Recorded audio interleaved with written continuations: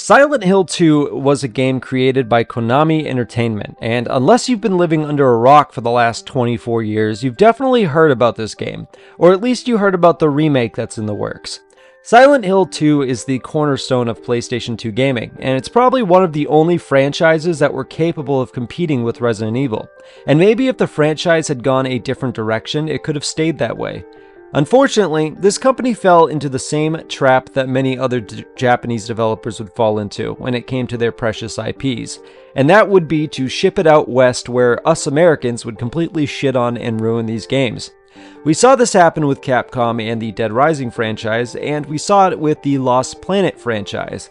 Silent Hill's final nail in the coffin would be Silent Hill Downpour, and whoo golly, what a shitstorm that game was. That was the last we'd heard of the franchise, until 2020 when news of a remake would start after the success of the many Resident Evil remakes, but we'll get into that later on in the video. Today we're going to reflect on the older game and what made it good before we say goodbye to it for a little bit, as the new remake is about to release in October of 2024. I want to talk about all of the things that made this game so great, so let's take a walk and let's talk about Silent Hill 2. Before that though, I highly urge you guys to subscribe to my channel so that you can stay up to date on my newest videos, and if you're feeling generous, subscribe just to support a small creator trying to make a name for himself on YouTube. But with that out of the way, let's get started. So, Silent Hill's development would start in 1999 after the success of the first game, and this game would be created by Team Silent, who were the original creators of the franchise itself. Well, up until Silent Hill 4 The Room. The main writing was done by Hiroyuki Okawaku. I'm sorry, I'm so sorry, like I cannot pronounce these names correctly to save my life, but it was done by Hiroyuki Okawaku and Takeyoshi Sato, and they would do the writing first and then the animation and gameplay design second. Silent Hill 2 would have a completely different story from the original, and would follow a new group of characters, and this would earn them some backlash, but eventually this would fade away when the game was released because many people believed it helped the narrative of the story work. The sequel of the game was greenlit because of how massively successful the first game was, but the only problem was picking a platform to design the game around. Konami would give Silent Hill a very small window to decide, and since at the time they couldn't get any information on the unreleased Xbox and GameCube, they would finally settle with the PlayStation 2. This decision was also because the financial sector of Konami begged them to choose the PlayStation, because it had been out for a while and they already knew that it was a marketable platform. When the game's production started, Akihiro Imamura stated that they had brought on 50 people to work on this sequel. Even though they kept the creative team from the first game, they decided to bring on 30 people to help work on the game. The team decided on focusing on the psychological thriller aspect of the first game because they knew that atmosphere very well, and they knew that they could create a baseline when writing the story, and like I mentioned before, that's exactly what they did as opposed to the first game. They started with the story first and then the game later on. On the technical side of things, working with the PlayStation 2 is what allowed them to create the fog and the shadow special effects for the game. You'll notice this with the flashlight. When you walk towards a monster and you have the flashlight in front of them, you'll see that the shadow gets bigger the closer you walk up to it. They also had to use fixed camera angles in a way that would help the horror design and not completely wreck the gameplay at the same time. The team, fortunately enough, were able to find a good balance between the two. The team's influences were very heavy, as you can tell. They wore a lot of these influences on their sleeves. They mimicked the story elements that you'd see closer to the likes of David Cronenberg and Alfred Hitchcock movies. The art design was also based off of the well-known painter Francis Bacon. Masahiro Ito actually would say that he did base the designs on a lot of Francis Bacon paintings, and Ito would also state that he wanted the monsters to show signs of humanity, and this is why they stumble around like a bunch of drunk people, and they spit acid at you like a drunk person would. You know, I heard the words coming out of my mouth, and I immediately knew that must be a New England thing, right? It must be. Or is that everywhere? Anyways, the two big themes the developers tried to get across were the monsters were a part of the protagonist's subconscious. For example, Pyramid Head is a reflection of James's guilt, and based on the executioners in the town's fictional story. The only two exceptions to this theme are Abstract Daddy, being a symbol of Angela's memories and all of her hatred, and the Creepers, who were already a part of the first game. Akihiro Yamaoka returned to do the music for Silent Hill 2, and I would say this guy definitely did an amazing job. He set the tone for the entire game within the first 10 minutes of it as you're in the bathroom outside of the town. There's just something so intoxicating about the music in this game, and it makes it so thrilling to play. That's everything I want to talk about with the development, but let's get into the story next. But before we get into the story, I just want to briefly say that this story section is going to have spoilers, so if you don't want to be spoiled, just skip to the next section afterwards. I'll put a timestamp down in the comment section below so you can avoid it. So in the story, James Sunderland is our main character, and it starts off with him receiving a letter from his dead wife, Mary, who tells him that she is in Silent Hill waiting for him. This is an issue because she died 3 years ago because of a disease, and he spent some time staring at himself in the mirror. I mean, who doesn't do that, am I right? But he leaves and heads down the path to the local cemetery, where he meets Angela Orozco, who was in the town looking for her mother. She warns him about the town, and instead of leaving like a normal person, he continues into the town, where he explores until he finds a monster under an overpass, where he is forced to kill the monster, which was carrying a radio. In the game, the radio helps you find monsters throughout the game, but in this situation with James, he hears Mary communicating with him over the radio.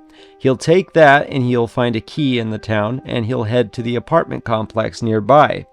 In here, he'll meet Eddie, who has seemingly killed somebody and is throwing up in the bathroom. He leaves and continues on and gets through the apartment, where he meets Pyramid Head for the first time, doing the nasty with some of the creatures.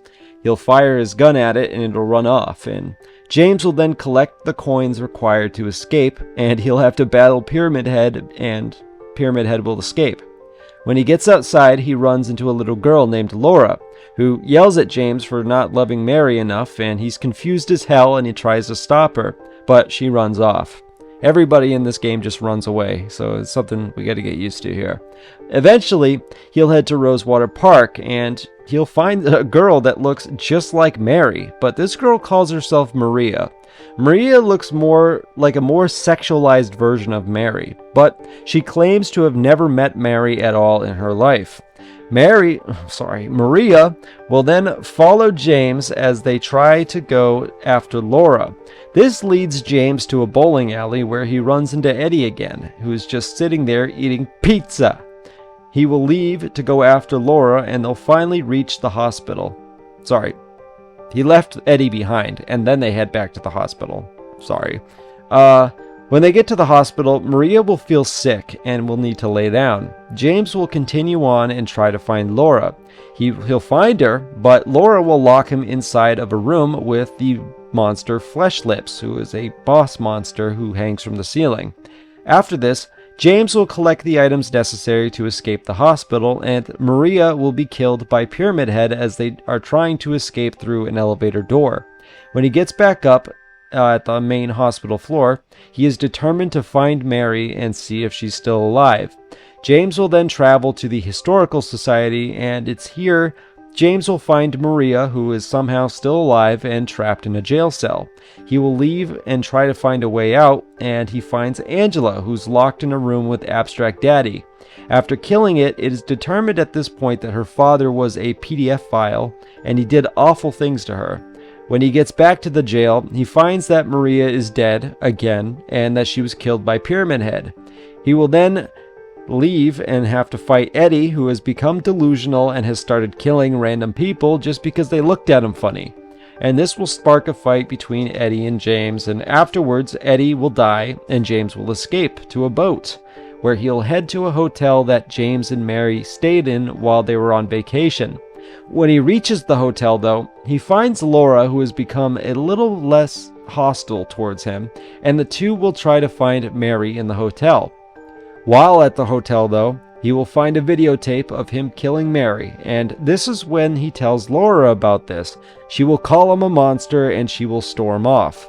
James will then get another radio message from Mary, and he will go and try to save her. But on the way there, he runs into Angela, who's on a burning staircase, who blanks herself. Finally, after this, we run into Pyramid Head again, and he has Maria tied up, and they execute her. And this is when James realizes that the Pyramid Head monsters were created so that he could pay for his sins. This leads to a boss fight, and after defeating them, both Pyramid Heads will commit blank, and James will head to the final boss area. Depending on the choices that the character has made throughout the game or the different actions done by the player, the final boss will either be Mary or Maria disguised as her, and after defeating her, the game will end. Now, this game does have various endings that are left very ambiguous, but for the most part, the game ends with James leaving Silent Hill. I know I only briefly ran through the story. I didn't want to go into full detail because it basically turns it into a walkthrough at that point. I just wanted to give you guys like the general idea of what the story was about. They also have a Silent Hill 2 book that you can read that goes into more detail behind the characters' backstories. Like Angela used to work as a waitress where she was groped by people that worked there. Eddie was bullied in high school, and that bully continued to bully him after high school, and he worked at a gas station. James, same thing, he was a store clerk somewhere, and he met Mary at a party, and they ended up getting married. And Laura was in the hospital after both of her parents were killed. It's never specified how they were killed, but she ends up at a orphanage inside of the hospital. So that's kind of where they all came from. Next, I want to talk about, should you play this game in 2024? There's a lot of detail that goes into this, so I'm really excited to talk about this. So, like I've said before, this game is an absolute masterpiece, and I would say this was created back when video game developers actually cared about the games they made and what kind of experience they were creating for the player, not how much money they can make off of the game. And there's so many things that make this game incredible. For starters, this game is extremely relatable, especially with the characters like Eddie, who was bullied in school, and this made him depressed, suicidal, and violent. And as we know, living in the US, there are a ton of school shootings every week because of bullying and countless other things. And the fact that they added this in the early 2000s, back when school shootings were not as common as they are now, is just something that is just crazy to me. And they also mention a serious subject like mental health, and that is also something that's extremely ahead of its time, as back then it wasn't really normal to talk about this stuff openly like it is now. Now this is something that you can talk about with your parents, and you know, back then most games were created solely to entertain you rather than try to convey a message or try to make you relate to the characters you meet along the way. So for them to be able to do this in Silent Hill 2 is just absolutely incredible. And all of the characters you meet are such complex characters, and I could talk about them for hours, but for the sake of time, we're just going to take a look at the story. It might seem extremely simple on the surface, but this game is incredibly deep, and the way that they deliver the story is just, it leaves you with a ton of questions. Like in the beginning, as you're running to the town. When I first played this when I was a kid, the first thing I thought to myself was, what is going on in this town? What are these monsters? And when a game has you asking these kinds of questions, you already know you're in for a wild ride. And this game just delivers on that wild ride perfectly. They do such a great job with this game, and it is just such a classic because of it. Just the way that the developers went about creating the themes for this game, it just hits you so hard, because basing the monsters off the protagonist's inner guilt is just such a cool idea that helps carry the depth of the story along with adding more details to the side characters like Angela and Eddie and Laura. And I love how they did Laura's character too, because since she's supposed to be like the innocent character of the story, They made it so she doesn't see any of the monsters that the other characters can see, and that's why she's able to move freely around the town without getting attacked. Now, if you're playing this in 2024 though, it is kind of difficult to play. I mean, if you're not playing on Xbox or PC at least. The game itself is only available on Xbox and Steam, and it's not the original game that was released. Many people have different views on the remaster. The main issue that people had was that it wasn't done by Team Silent, and so many people believe that Konami was trying to profit off of their work long after they were disbanded. And they also were upset that the Konami themselves, they changed the voice actors for the remaster. Even though they had given you the option to use the original voice recordings for the game, a lot of people were just thrown off by it. To me, having to spend money on this instead of having to go out and buy a PlayStation 2 is perfectly fine to me. And the Silent Hill collection gives you both Silent Hill 2 and Silent Hill 3, which Silent Hill 3 is an even better game, I would say. Now, I highly recommend you check this game out before the remake comes out, because I believe the original game has just a certain charm to it that the remake will not have, and you definitely will be missing out if you don't play this before the remake. I know that some people might not care about it, but it's totally worth it. Even if you aren't familiar with the fixed camera angles, I think it's something that you get used to pretty quickly, and it's not as bad as what Resident Evil was for the fixed camera angles. This game does it relatively well without ruining any of the gameplay. Another thing that might throw some people off are the tank controls and some of the combat controls, because I know that's something that really threw me off when I went back and played this a couple of years ago. All I can say is you get used to it pretty quickly when you have to fight stuff. It's easier to use guns than it is melee weapons, because the melee weapon setup is kind of weird, but they do have the option to remap your controller to make it so you can play how you want to play. But again, some people aren't going to go out of their way to do that. I just wanted to throw that in there. Every time I talk about the original Silent Hill game, I always like to talk about those two things specifically, the camera angles and the tank controls, because there's a lot of people out there who aren't familiar with the tank controls or the fixed camera angles. I've played Resident Evil, like the original Resident Evil, so I know what I'm walking into when I play this game. But yeah, the sound design itself is something that's absolutely amazing, and it deserves just a standout mention here, because I love the soundtrack for this game.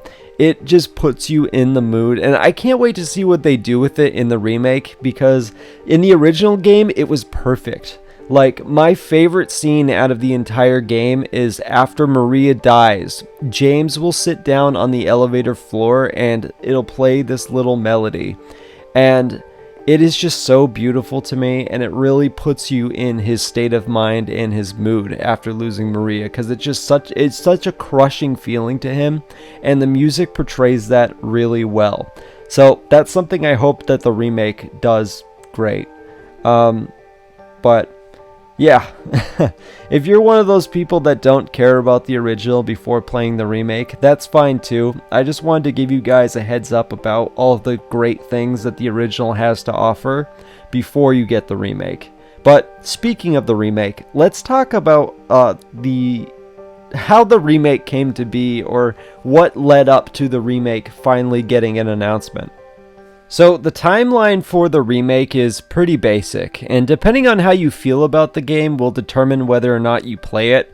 Personally, I'm excited for this game, just because I'll finally be able to play this with my fiance without her falling asleep while I play it. And I think that Bloober Team are putting in a lot of work to make this game perfect for Silent Hill fans.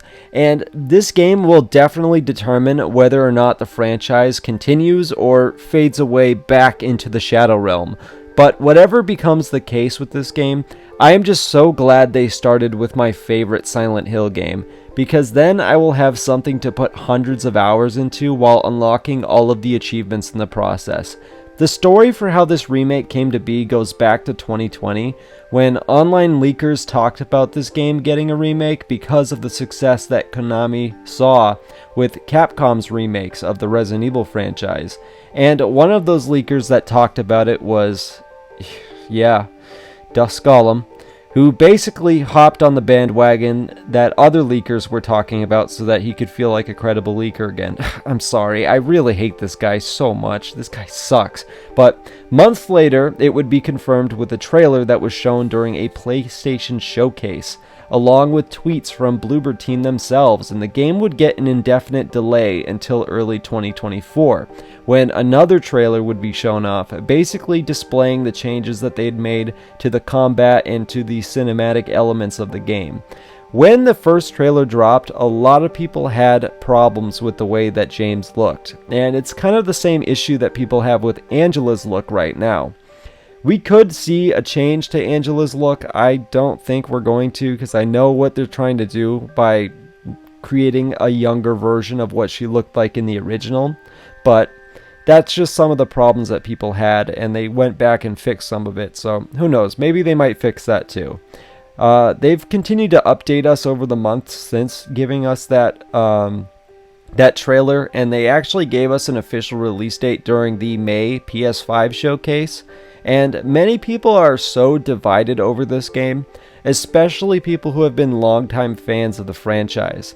And like I said, I'm extremely excited to play this game, and I think if they do this correctly, it has a huge chance of bringing Silent Hill back into the mainstream and creating a franchise that Bloober Team can work on far into the future.